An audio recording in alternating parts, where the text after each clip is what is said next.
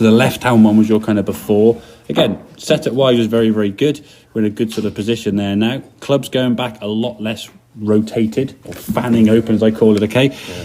To be honest, there still needs to be a bit of practice with that, but I would expect that Wednesday to go, done, it's fixed, okay? It will always take a little bit of getting used to using the rods. I mean, I think I showed you that one last where you put the rod kind of sticking out there and you scrape down the leg, So as the club goes back, you brush that left thigh as you go back. So, and then as the club gets kind of halfway back here, we want you that club pointing down in line where the ball would roughly be, okay? So that's the top of the backswing is good now. I get all these lines off.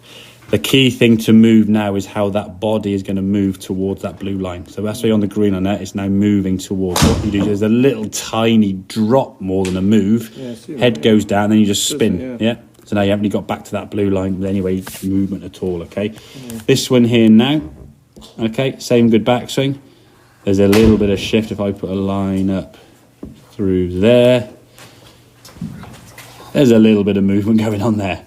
Could be a bit more, which again, it'll take a bit more practice to get into this position. Like you said, this feels a lot harder to get changed because it's more of an instinctive movement. Feel it. Well, in a second, I'll show you a little clip where you hopefully get the feeling of how it's going to move. So when we get to kind of here, we're going to start moving left even before that club starts coming down. So this position here now, once we get to here, we're just going to do this.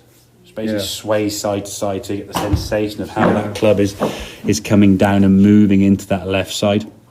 If we look here now, the arms at sort of like we call chest high, look how much movement with your body and movement left you've got compared to this one here now where the arms are kind of chest high, maybe a little bit lower there, but look how much lack of movement there. The weight's still hanging back on that right foot. Haven't really twisted your body through that much.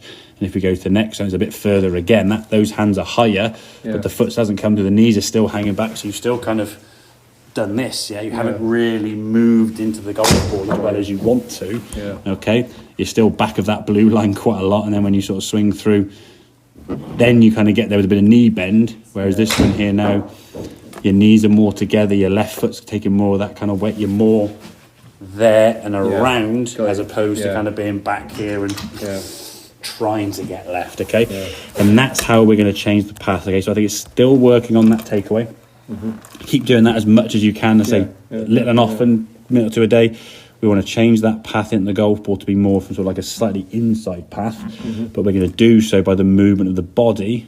You're going to move your body more to the left here rather than just spinning around the corner with your left hip, which is again is a move you had to make to anti-right the swing. The face was wide open because of that takeaway, because the face was wide open to the right. You had to make some kind of adjustment. Your adjustment was, I'm going to spin my torso and swing my arms hard left. It kind of worked, but it's very weak. It's basically slapping across the ball rather than with a flat of the club. You're coming across it, Okie dokie, makes sense? Oh yeah, definitely. Excellent, very, very good.